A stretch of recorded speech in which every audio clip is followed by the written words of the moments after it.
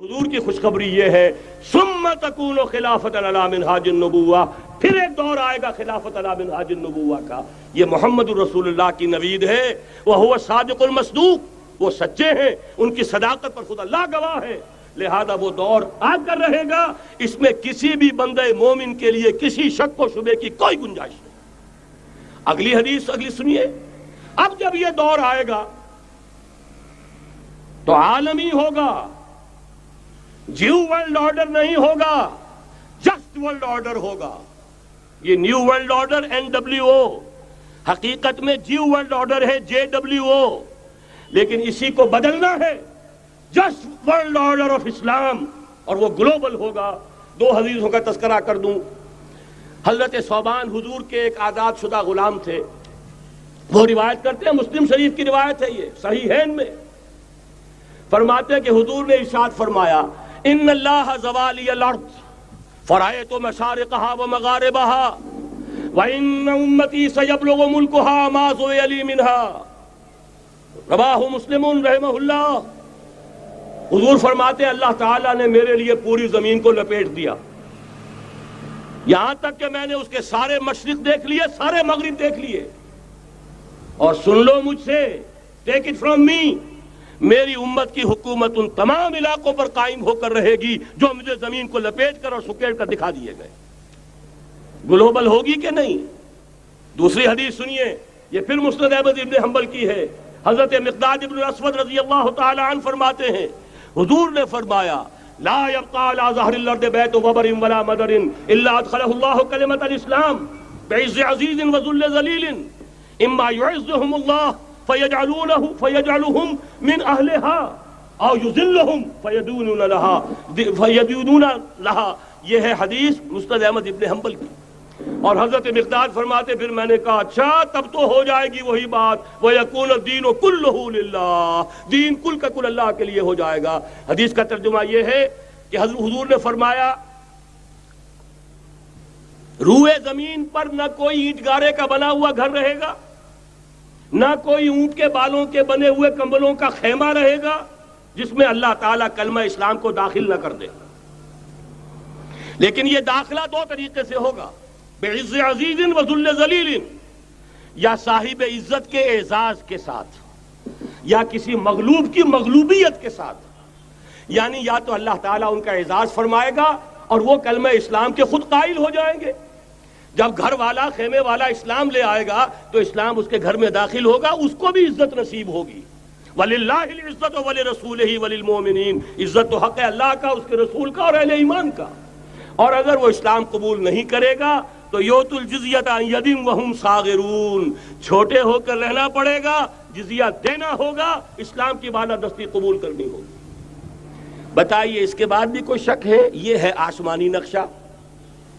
یہ اللہ فرما رہے ہیں واللہ متم نورہ ویابی اللہ الا یتم نورہ لیظہرہ علی الدین کلہ ولو کرہ المشرکون. یہ اللہ کا فیصلہ ہے. ادھر یریدون لیطفئوا ہے، یہ زمینی نقشہ ہے.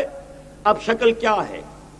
اب میں آپ سے عرض کر دوں کہ ان دونوں کے مابین جو خلا نظر آ رہا ہے، کوئی شخص یقین کے ساتھ نہیں کہہ سکتا کہ اب حالات کا کیا رخ ہوگا.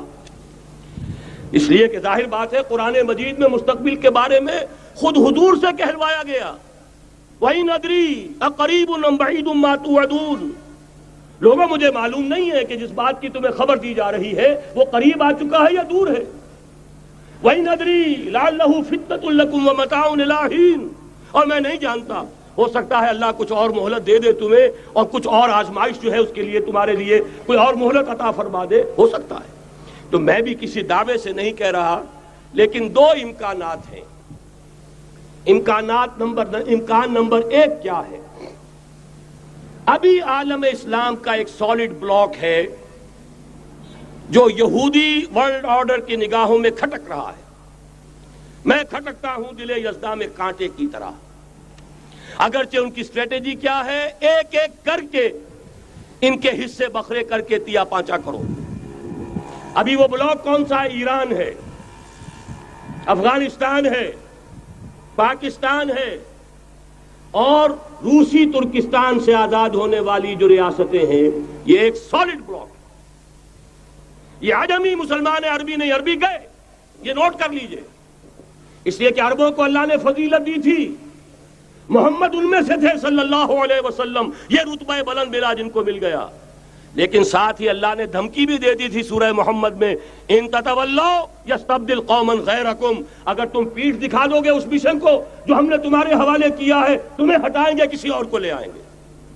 اور یہ بات ہو چکی ہے 13ویں صدی عیسوی میں، 1258 میں جب سقوط بغداد ہوا ہے، عربوں کے ہاتھ سے عالم اسلام کی قیادت چھین لی گئی، معزول کر دیے گئے۔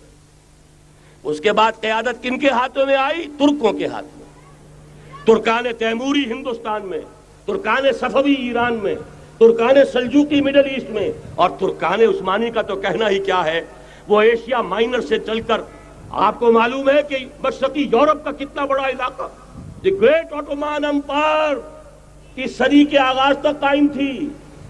اس صدی میں عجیب عجیب معجزے ہوئے ہیں۔ گریٹ آٹومان امپائر جو 3 بر اعظموں پر محیط، نام و نشان ختم۔ The great U S S R, نام و نشان ختم۔ اب تو روس صاحب ایک ملک کی حیثیت سے رہ گئے۔ یہ اس صدی میں 2 اور وقت نہیں ہے میں اور آپ کو کیا بتاؤں، اس صدی میں تو بڑے بڑے عجیب عجوبے ہوئے ہیں، بڑی بڑی 2 عظیم جنگیں ہو چکی ہیں، تیسری جو ہے سر پر کھڑی ہے، دور نہیں ہے، جس کو حدیث میں کہا گیا ہے الملحمۃ العظمی، تاریخ انسانی کی عظیم ترین جنگ، اور وہی صلیبی جنگ جس کا آغاز بوسنیا سے ہو چکا ہے۔ بہرحال اس وقت جو میں کہہ رہا تھا، ورنہ میرے پاس تو یعنی یہ کہ درد دل کہنے کے لیے وقت نہیں ہے، مجھے اپنی بات کو محدود کرنا پڑ رہا ہے، لیکن میں اب آ رہا ہوں اصل موضوع کی طرف، کہ ایک امکان تو یہ ہے کہ اس بلاک میں اسلام کا احیاء ہو، اور اس کے لیے کچھ نویدیں بھی موجود ہیں احادیث نبویہ میں۔ وہ تو آپ نے سنا ہوگا اقبال کا شعر، میرے عرب کو آئی ٹھنڈی ہوا جہاں سے، میرا وطن وہی ہے، میرا وطن وہی ہے۔ حدیث میں آتا ہے یخرج ناس من المشرق یؤتون للمہدی، یعنی سلطان ہی، مشرق سے فوجیں نکلیں گی کہ جو کہ مہدی کی حکومت قائم کریں گی۔ یہ مہدی اہل تشیع کے مہدی اور ہیں، ہمارے مہدی اور ہیں۔ اہل تشیع کے عقیدے کے مطابق ان کے بعد میں امام جو روپوش ہو گئے تھے وہ امام مہدی ہے، وہ ظاہر ہو جائیں گے، ابھی امام غائب ہیں، پھر وہ ظاہر ہو جائیں گے۔ ہمارے نزدیک یہ مہدی پیدا ہوں گے یا ہو چکے ہوں، اور یہ ہوں گے حضرت فاطمہ کی نسل ہی سے رضی اللہ تعالی عنہا، لیکن عالم عرب کے اندر پھر ایک طاقت بن کر ابھریں گے، باطل کی قوتوں کے خلاف جہاد کریں گے، لیکن ان کو مدد آئے گی 2 طرف سے، ایک زمینی مدد آئے گی مشرق سے، ایک آسمانی مدد آئے گی، عیسیٰ ابن مریم کا نزول، حضرت مسیح علیہ الصلوۃ والسلام جو زندہ آسمان پر اٹھائے گئے تھے نازل ہوں گے، اور در حقیقت ان 2 مددوں کے نتیجے میں پھر یہود کا قلع قمع ہوگا، اور یہی گریٹر اسرائیل ان کا گریٹر گریو یارڈ بن کر رہے گا، عظیم تر قبرستان بن کر رہے گا۔ اس کی بڑی واضح حدیثیں موجود ہیں، اس کی بڑی تفصیلی خبریں موجود ہیں، یہ احادیث کی کتب کے اندر، بدقسمتی سے ہماری اس کی طرف توجہ نہیں۔ ایک تو یہ ہو سکتا ہے، اسی طریقے سے ایک اور حدیث ہے، یخرج من خراسان رایات سود، اور یہ مسلم شریف کی روایت ہے، نوٹ کیجئے گا، نہیں ترمذی شریف کی روایت ہے، یخرج من خراسان رایات سود لا یردها شیء حتی تنصب بایلیا، اور خراسان حضور کے زمانے میں آج کے افغانستان کا نام تھا۔ یہ افغانستان میں جو جہاد ہوا ہے، غلطیاں ہوئی ہیں اور غلطیوں کا خمیازہ بھگت رہے ہیں، یہ تو اللہ تعالیٰ کی سنت ہے جس میں اللہ نے صحابہ کو بھی ایگزمپٹ نہیں کیا، غلطی کی سزا دی ہے۔ 35 صحابہ کی غلطی غزوہ احد میں ہوئی، جہاں سے حکم تھا کہ مت ہٹنا، 50 میں سے 35 ہٹ گئے، نتیجہ کیا نکلا؟ فتح شکست میں بدل گئی، 70 صحابہ شہید ہو گئے۔ اللہ تعالیٰ نے فرمایا وَلَقَدْ صَدَقَكُمُ اللَّهُ وَعْدَهُ إِذْ تَحُسُّونَهُم بِإِذْنِهِ حتى اذا فشلتم وتنازعتم في الامر وعصيتم من بعد ما اراكم ما تحبون۔ مسلمانوں ہم سے گلہ نہیں کر سکتے، ہم نے اپنا وعدہ سچا کر دکھا دیا تھا، جبکہ تم انہیں گاجر مولی کی طرح کاٹ رہے تھے، لیکن جب تم ڈھیلے پڑ گئے، تم نے ڈسپلن کو توڑا، تم نے اختلاف کیا، تو سزا دی ہم نے۔ تو اگر صحابہ کرام رضوان اللہ تعالی علیہ مجمعین، خیر الناس بعد الانبیاء، پوری نوع انسانی کے اندر انبیاء کے بعد بلند ترین انسان، اگر ان کی بھی غلطی کا خمیازہ جو ہے اللہ نے چکھایا، کیوں چکھایا؟ ضروری تھا، آئندہ کے لیے سبق ہو جائے۔ یہ وَلِيُمَحِّصَ مَا فِي قُلُوبِكُمْ، تاکہ تمہارے دلوں کے اندر اگر کہیں کوئی کھوٹ ہے اور پاک کر دیں ہم۔ اس لیے بہرحال غلطیاں ہوئی ہیں افغانستان میں، ایک امام کے ساتھ بیعت نہیں تھی، بلکہ بدقسمتی اور بڑھ کر یہ ہے بیعت کر کے توڑ دی۔ عبد الرسول سیاف صاحب کے ہاتھ پر ہمارے پاکستان کے 7 گروپ جو تھے، انہوں نے عین حرم میں بیٹھ کر بیعت کی اور پاکستان آ کر بیعت توڑ دی۔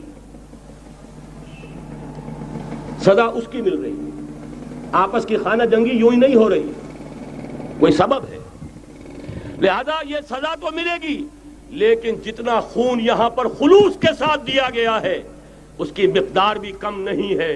یہاں سے خیر برآمد ہوگا۔ اور دوسری بات اپنے بارے میں نوٹ کر لیجئے، یہ پاکستان، بچا کھچا Pakistan, what remains of Pakistan, یہ اصل میں ہے کیا؟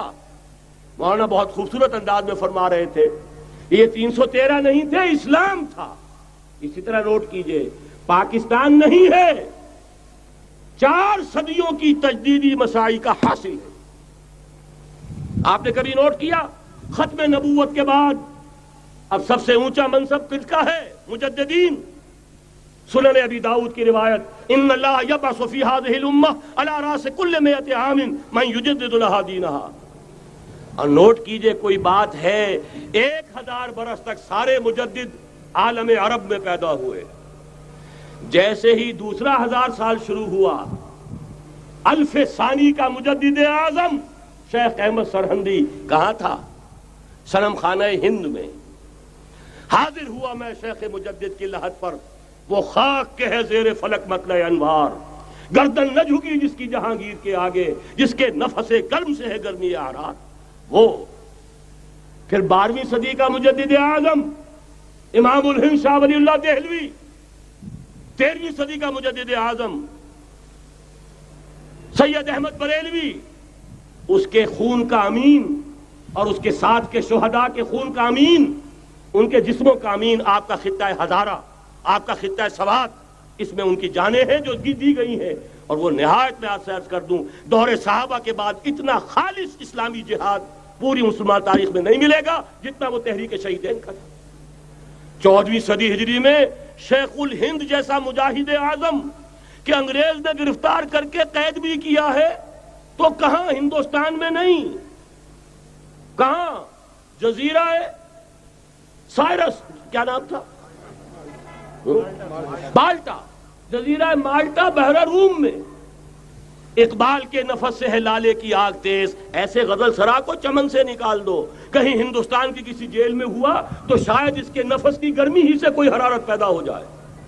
اور اسی صدی میں 14ویں صدی ہجری میں اقبال جیسا مفکر، اسی 14ویں صدی ہجری میں مودودی جیسا مصنف، اسی 14ویں صدی ہجری میں مولانا الیاس جیسا مبلغ رحمہم اللہ، عظیم شخصیتیں آج پورے عالم اسلام میں آپ کو تبلیغی دوست ملیں گے۔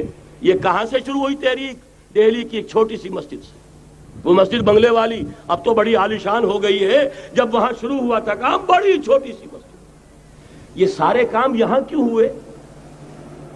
پورا عالم اسلام آزاد ہوا، کہیں نعرہ اسلام کا نہیں لگا، کہیں عرب قومیت پر، کہیں کسی اور عصبیت پر تحریکیں چلی ہیں، صرف تحریک پاکستان تھی کہ پاکستان کا مطلب کیا؟ لا الہ الا اللہ۔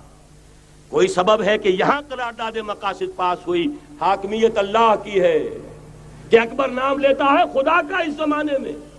یہ سارا ماضی سامنے رکھیے اور حضور کی دی ہوئی پیشین گوئیوں کا مستقبل سامنے رکھیے، ان دونوں سے ثابت ہوتا ہے اس خطہ ارضی سے کچھ ہونا ہے۔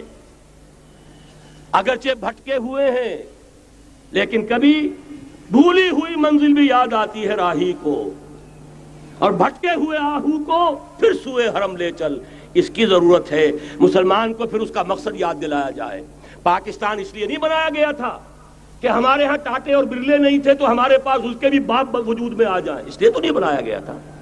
پاکستان اس لیے نہیں بنایا گیا تھا کہ جاگیرداروں کی جاگیرداریاں محفوظ ہو جائیں، پاکستان اس لیے تو نہیں بنایا گیا تھا اور یہ کہ نمازیں اور مسجدیں تعمیر ہو جائیں، مسجدیں تو امریکہ میں تعمیر ہو رہی ہیں، عالی شان سے عالی شان، اس لیے پاکستان نہیں بنا تھا۔ آج بھی مسلمان، میں معذرت سے عرض کر رہا ہوں مولانا سے، آج بھی بھارتی مسلمان کی ایوریج نمازی ہونے کے اعتبار سے پاکستانی مسلمان سے کہیں بہتر ہے۔ آج بھی برقع نظر آ جائے گا تو ہندوستان میں نظر آ جائے گا۔ میں نے اپنی آنکھوں سے دیکھا چند سال پہلے، جب مکہ مسجد حیدرآباد دکن میں 3 دن مسلسل میری تقریریں ہوئی ہیں، 10,000 مرد اور 5,000 خواتین، اور ان میں سے کوئی بغیر برقعے کے نہیں تھی۔ ایک سیلاب نظر آ رہا تھا برقعوں کا کہ جب جلسہ ختم ہوا ہے رات کے 12 بجے 3 دن تک متواتر۔ یہاں کہاں نظر آئے گا برقع آپ کو؟ یہاں تو جس کے بعد 2 پیسے ہو گئے اس نے سب سے پہلے برقع اتار کے پھینک دیا۔ معلوم اچھی طرح سمجھ لیجئے، یہ چیزیں تو وہاں زیادہ ہیں یہاں کی نسبت۔ اصل ضرورت تھی کہ یہاں اس نظام کو قائم کیا جائے، وہ نظام عدل اجتماعی، وہ جس میں حریت ہو، جس میں عام آدمی بھی خلیفہ وقت کو ٹوک سکے۔ یہ کرتا کیسے بن گیا؟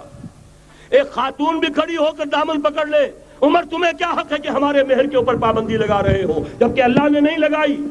اللہ قرآن میں قنطارہ کا لفظ استعمال کر رہا ہے۔ ڈھیروں سونا دے دے کوئی شخص اپنی بیوی کو مہر کے اندر، طلاق دیتے وقت اس میں سے کچھ نہیں لے سکتا، آپ کون ہوتے ہیں ہمارے حق کے اوپر پابندی لگانے والے؟ اور عمر نے کہا، آج ایک بڑھیا نے وہ اب عمر کو دین سکھایا، آرڈیننس واپس۔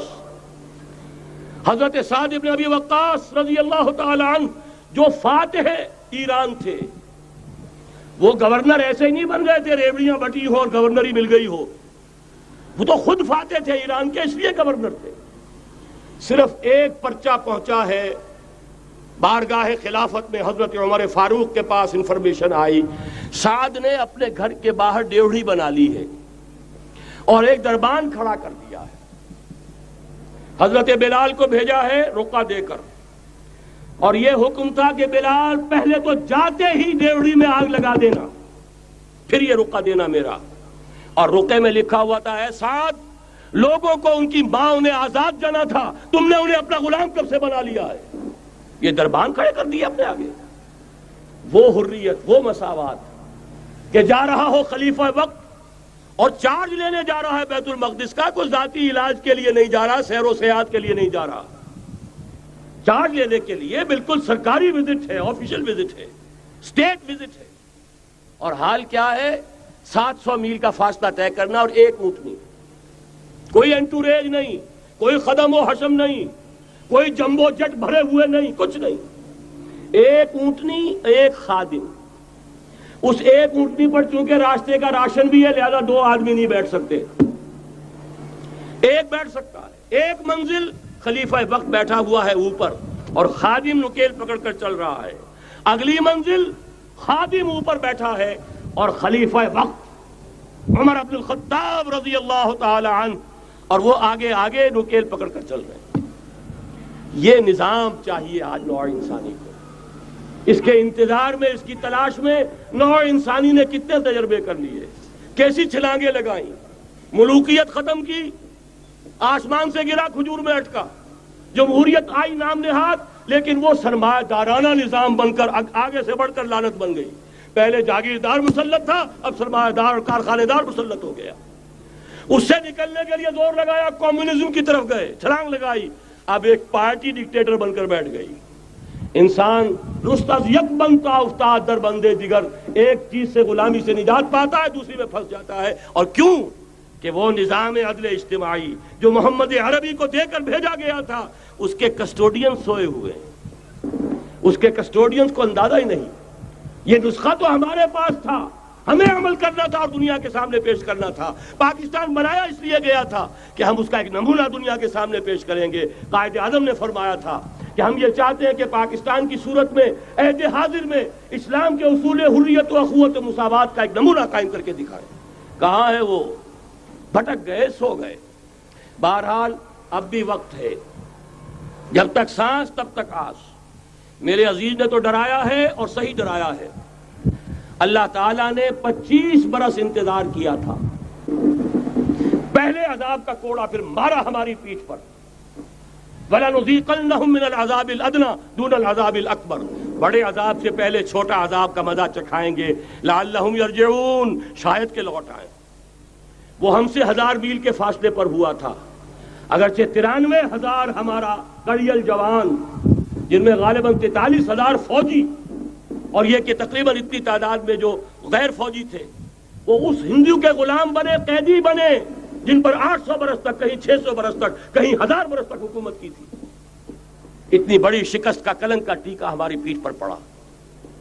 پہلے عذاب کا کوڑا آ گیا تھا، 25 برس ہو گئے تھے قمری حساب سے، نوٹ کر لیجئے، یہ نہ سمجھیے 24.25 برس ہوئے تھے، 24.25 برس قمری حساب سے 25 برس تھے۔ اور اب نوٹ کر لیجئے اگلے 25 برس کے پورے ہونے میں اگلے رمضان کی 27 تاریخ تک صرف مہلت ہے، نصف صدی پوری ہوا چاہتی ہے۔ کوئی عجب نہیں اس عذاب الادنیٰ کے بعد ہم جاگے نہیں، ہوش میں نہیں آئے، کوئی عجب نہیں کہ بڑے عذاب کا کوڑا ہماری پیٹھوں پر برس جائے۔ لیکن مجھے یہ یقین ہے، نوٹ کر لیجئے، اگر یہ دوسرا امکان ہو گیا، خدا نہ خواستہ اللہ کے عذاب کا کوڑا ہماری پیٹھ پر برسا، مجھے یقین ہے اللہ ہندوؤں کو مسلمان بننے کی توفیق دے گا، لیکن اسلام کا بول بالا اسی خطے سے ہوگا۔ تاریخ میں یہ ہو چکا ہے آیا فتنہ تاتار کے افسانے سے، پاسباں مل گئے کعبے کو صنم خانے سے۔ تاتاریوں کے ہاتھوں کروڑوں مسلمان قتل ہوئے، لیکن اسلام نے تاتاریوں کو فتح کر لیا، اور پھر اسلام کا مسلمانوں کا دوسرا دور عروج انہی تاتاریوں کی مختلف شاخوں کے تحت ہوا۔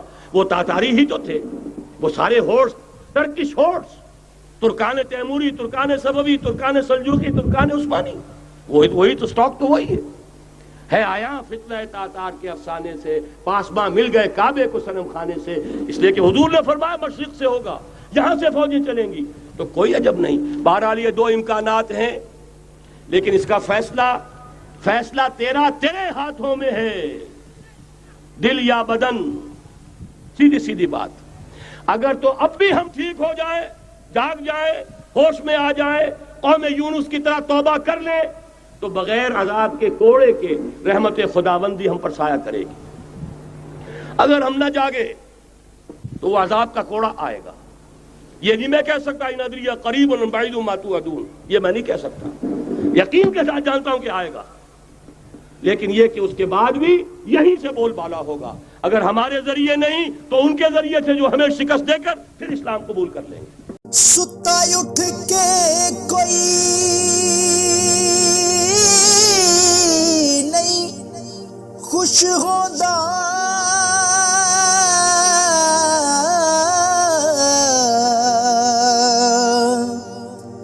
بڑے ستے جگا کے میں ویکھیا